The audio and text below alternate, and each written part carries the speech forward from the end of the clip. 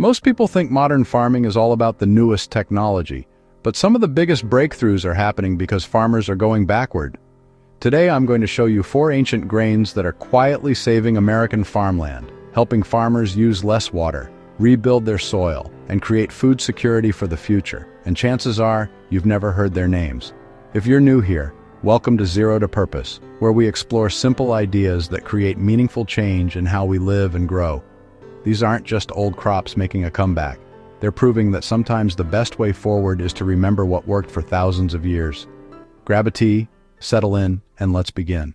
Teff is a tiny grain from Ethiopia that's been feeding people for over 7,000 years. It matters now because it uses 75% less water than traditional crops like alfalfa, which is a lifeline for farmers in drought-stricken areas like Nevada and California. When water is scarce and entire communities are rationing, teff offers farmers a way to keep their land productive without draining aquifers dry. Teff has a shorter growing season and deeper roots that help it survive with very little rainfall. It's also gluten-free, packed with iron and fiber, and works as both human food and livestock feed. Farmers in places like Fallon, Nevada are planting it because it gives them insurance. They can still farm, even in the driest years when conventional crops would completely fail. The grain itself is about the size of a poppy seed, but don't let that fool you. 1 pound of teff contains about 1.5 million seeds, which means a little goes a long way when planting. The plant grows quickly, maturing in just 90 to 120 days, and it doesn't require the heavy machinery or chemical inputs that modern grains demand. Teff grows well in arid climates with minimal irrigation. Farmers need basic grain planting equipment and access to teff seed, which is becoming more available through agricultural co-ops and specialty grain suppliers. Because teff is naturally adapted to poor soil and low rainfall, it doesn't require the soil amendments that other crops depend on. Plant teff in late spring after the last frost when soil temperatures reach at least 60 degrees. It matures faster than most grains, so farmers can harvest within 3 to 4 months depending on the variety. The grain is tiny, but the yield per acre is surprisingly high when water is scarce, often producing between 1,000 to 2,000 pounds per acre even under drought conditions. Because teff is naturally pest-resistant and doesn't need heavy fertilizers, maintenance is minimal. The crop thrives without synthetic inputs, which saves farmers money and protects soil health. Rotate it with legumes like clover or field peas to keep the soil balanced and nitrogen-rich for the next planting season. Teff allows farmers to keep their land productive during droughts when other crops would fail completely. It also opens new markets from gluten-free baking flour to animal feed, giving farmers multiple income streams instead of relying on a single crop. Health food stores and artisan bakeries are paying premium prices for teff flour because of its nutritional profile and unique taste. Teff thrives in poor soil conditions, so it's perfect for land that's been overworked or degraded by years of intensive farming. Planting it actually helps restore the soil structure and organic matter for future crops, making it a regenerative choice that improves the land rather than depleting it. Sorghum is an ancient grain that's been grown for thousands of years across Africa and Asia, and it's making a comeback in America because it sequesters 30% more carbon than conventional crops like corn. That means it pulls more climate-warming carbon dioxide out of the air and stores it underground in the soil where it belongs. In a time when agriculture is responsible for a significant portion of greenhouse gas emissions, sorghum offers a way to farm that actually fights climate change instead of contributing to it. Sorghum has an incredibly deep root system, reaching 8 feet or more into the soil. Those roots hold the soil together, prevent erosion, and create pathways for water and nutrients to move through the earth. At the same time, they store carbon deep underground where it helps rebuild depleted farmland and increases the soil's ability to hold moisture during dry periods. The root system also feeds beneficial microbes that create a living ecosystem beneath the surface. Sorghum seeds are affordable and widely available through agricultural suppliers. It grows in hot, dry climates where corn and wheat struggle, making it ideal for states like Texas, Kansas, Oklahoma, and even parts of the Southwest where water is increasingly scarce.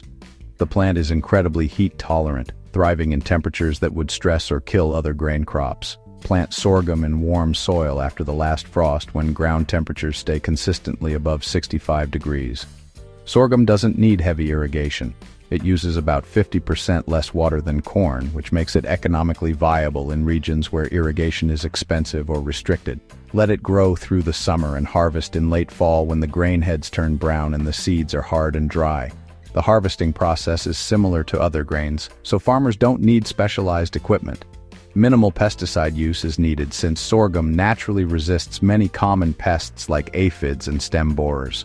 Crop rotation with legumes keeps nitrogen levels healthy and prevents soil depletion. Because sorghum has such a robust root system, it naturally suppresses weeds by outcompeting them for light and nutrients, reducing the need for herbicides.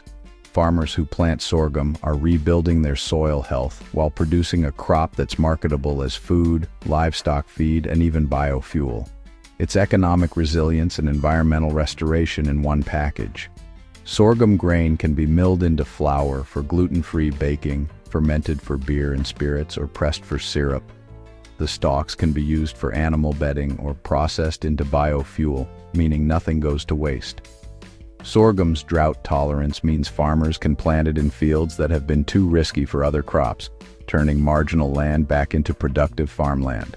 In areas where water rights are limited or wells are running dry, sorghum gives farmers a way to stay in business while protecting the land for future generations.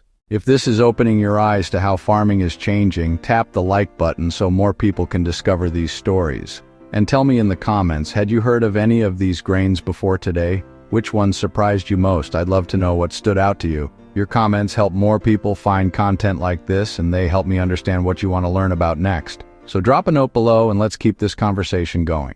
Millet is one of the oldest cultivated grains on Earth, grown for at least 10,000 years, and it's regaining attention in American agriculture because it thrives in extreme heat and poor soil. As climate change makes farming harder and less predictable, millet offers a reliable harvest when other grains fail. It's a grain that was never designed for perfect conditions, which makes it perfect for the unpredictable conditions farmers face today. Millet is incredibly hardy. It needs very little water, grows quickly, and doesn't require expensive fertilizers or pesticides to produce a decent yield. India grows more millet than any other country, and researchers are now bringing that knowledge to American farmers who need drought-friendly options that can withstand heat waves and irregular rainfall. Millet is packed with protein, dietary fiber, minerals like magnesium and phosphorus, and B vitamins, making it a nutritional powerhouse for both human consumption and livestock feed. Millet seeds are small and inexpensive compared to other grains. The grain grows well in sandy or clay soils that would challenge wheat or barley, and it can handle temperatures well above 100 degrees Fahrenheit without wilting or losing productivity. It's one of the few grains that actually performs better in marginal soils than in heavily fertilized fields. Plant millet after the soil warms in spring, ideally when temperatures reach 70 degrees or higher.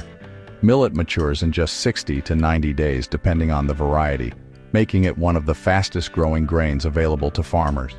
This short growing season means farmers can plant millet as a main crop or as a quick turnaround crop between other plantings. Harvest when the seed heads are firm and golden, usually by midsummer or early fall. Millet is naturally resistant to pests and diseases, so it requires little intervention during the growing season. It also improves soil structure as it grows, leaving the land healthier and more friable for the next crop. The plant's root system helps break up compacted soil, allowing better water infiltration and air circulation. Millet gives farmers a fast turnaround crop that can be planted between other growing seasons or used to fill gaps in the planting schedule. It's also gaining popularity in health food markets as a gluten-free grain with a mild, nutty flavor, creating new revenue opportunities beyond commodity grain markets. Bakeries, breweries, and health food manufacturers are all looking for reliable millet suppliers. Because millet grows so quickly, farmers can use it as a catch crop to fill gaps in their planting schedule and keep the soil covered year-round. Keeping living roots in the soil prevents erosion, suppresses weeds, and maintains the microbial ecosystem that keeps soil healthy. In rotation systems, millet acts as a bridge crop that protects the soil while generating income, making it a practical choice for diversified farming operations. Item 4. Heritage wheat varieties. The biodiversity builders. Heritage wheat varieties like spelt, emmer, and einkorn are older forms of wheat that were sidelined by industrial agriculture in favor of high-yield modern varieties. Now they're helping farmers increase crop diversity, which makes farms more resilient to pests, disease, and climate swings that can wipe out monoculture operations in a single season. These ancient wheats carry genetic traits that modern wheat has lost through decades of selective breeding focused solely on yield. Modern wheat farming relies on just a few high-yield varieties, which makes the entire crop vulnerable to a single disease outbreak or extreme weather event. Heritage wheats come in dozens of varieties, each adapted to different climates, soils, and growing conditions. Growing them spreads the risk across multiple genetic lines and protects the food supply from catastrophic failures. It's the agricultural version of not putting all your eggs in one basket. Heritage wheats also contain higher levels of protein, often 18% or more compared to modern wheat's 12 to 14%, and they're richer in minerals and bioactive compounds that support human health. Heritage wheat seeds are available through specialty grain networks, organic farming co-ops, and seed preservation organizations dedicated to maintaining agricultural biodiversity. These grains are regionally adapted, so farmers choose varieties that match their local climate and soil type. Einkorn thrives in poor, rocky soils. Emmer handles drought well. Spelt grows tall and shades out weeds naturally. Plant heritage wheat in fall or early spring, depending on the variety and climate zone. Heritage wheats often require less irrigation and fertilizer than modern varieties because they evolved to thrive without intensive inputs, reducing input costs and making them economically attractive for organic and regenerative farmers. Their taller stalks and deeper roots make them more competitive against weeds. Rotate heritage wheat with legumes or cover crops to maintain soil nitrogen and organic matter.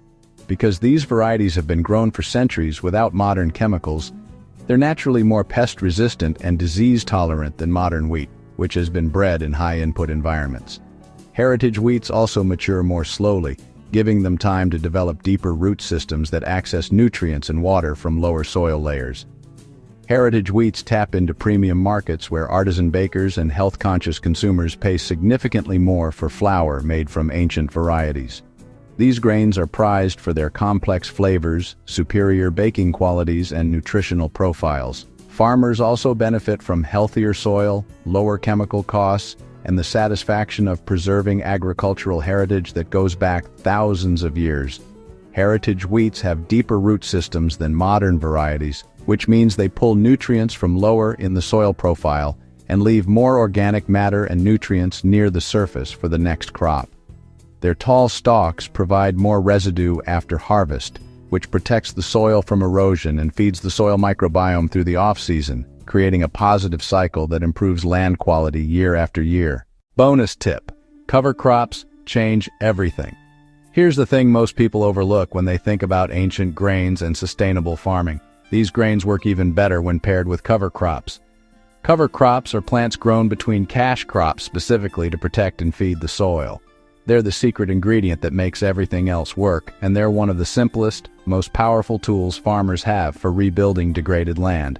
Cover crops keep living roots in the soil year-round. Those roots prevent erosion, hold moisture, and feed soil microbes that store carbon underground and create the nutrients plants need to thrive. When farmers combine ancient grains with cover cropping, they're not just growing food, they're rebuilding the land from the ground up. After harvesting a grain crop, plant a quick-growing cover crop like clover, rye, or vetch. These seeds are inexpensive and widely available through farm supply stores. Let the cover crop grow through fall and winter. In spring, either till it back into the soil or cut it down and leave it as mulch on the surface. Either way, it adds organic matter back to the earth, feeding the next generation of crops. Rotate cover crop types to balance nitrogen-fixing plants like legumes with grasses that add bulk organic matter. This rotation keeps the soil ecosystem diverse and resilient. Cover crops increase the carbon stored in soil, improve water retention by as much as 50%, and reduce the need for synthetic fertilizers by naturally building soil fertility. Farmers who use them consistently see higher yields on their cash crops and healthier land overall. The soil becomes darker, richer, and easier to work. Some cover crops, like clover, can even be grazed by livestock during off-seasons, turning empty field time into an extra income source while the animals add natural fertilizer back to the land. It's a system where everything feeds everything else and nothing is wasted. So whether it's teff in the Nevada desert, sorghum rebuilding the Kansas heartland, millet thriving in marginal soils, or heritage wheat on small organic farms, these ancient grains are proving that sometimes the best way forward is to look back. American agriculture is changing quietly, one field at a time, and it's being led by farmers who understand that healthy soil is the foundation of everything. Food security, climate resilience, economic stability, it all starts beneath our feet.